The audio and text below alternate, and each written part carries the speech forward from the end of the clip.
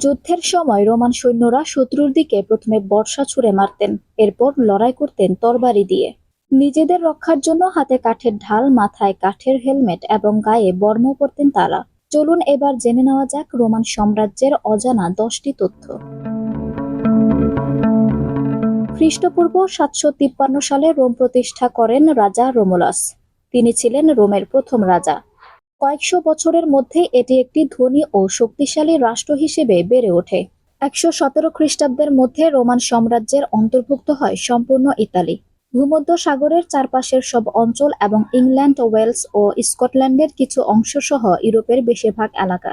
Roman কিংবদন্তিকে বলা হয় রাজা রোমুলাসের এক যমজ ভাই ছিলেন, নাম রেমাস।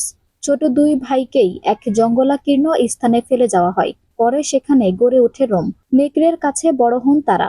বড় হওয়ার পর রোমুলাস তার ভাই রেমাসকে হত্যা করে নিজেকে রোমের প্রথম সম্রাট হিসেবে ঘোষণা করেন।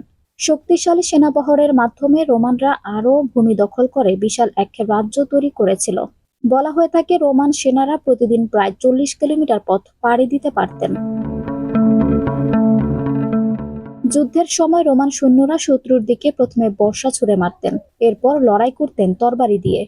নিজেদের রক্ষার জন্য হাতে কাঠের ঢাল, মাথায় কাঠের হেলমেট এবং গায়ে বর্ম পরতেন তারা। রোমানরা অবশ্য সবসময় শুধু যুদ্ধই করতেন না, স্থাপত্যকলা ও প্রকৌশলে তাদের ছিল বিশেষ দক্ষতা। রাজ্য জুড়ে প্রচুর কুয়া আর রাস্তা নির্মাণ করেছিলেন তারা। খাবার গ্রহণ প্রক্রিয়ায় রোমানদের বিলাসিতা ছিল চোখে পড়ার মতো। শুয়ে শুয়ে হাত দিয়ে খাবার খেতেন তারা। অনেক সময় চামচও ব্যবহার করতেন। কিন্তু পশ্চিমাদের মতো ছুরি কাঁটা চামচ ব্যবহারের অভ্যাস তাদের ছিল না। ধনী রোমানদের পছন্দের খাবারের তালিকায় ছিল স্ট্রোক, টিয়া ও ফ্লেমিঙ্গো পাখির রোস্ট। শহরে পানির ব্যবস্থা করতে রোমানরা অ্যাকোয়াডাক্ট নির্মাণ করেন।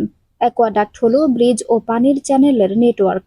এর মাধ্যমে শহরের বাসিন্দাদের জন্য গোসল ও পরিচ্ছন্নতার কাজে ব্যবহার উপযোগী পানি সরবরাহ করা হতো। রোমানরা দেবদেবীতে বিশ্বাস করতেন। তাদের জীবনের বিভিন্ন ক্ষেত্রে রয়েছে বিভিন্ন দেবতার কর্তৃত্ব।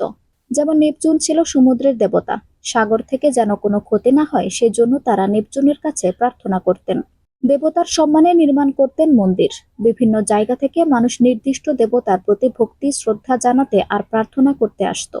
প্রাচীন যুগের অন্যতম বিখ্যাত স্থাপনা হলো কলোসিয়াম। রোমের ঠিক কেন্দ্রে নির্মিত হয় এই মুক্ত মঞ্চ।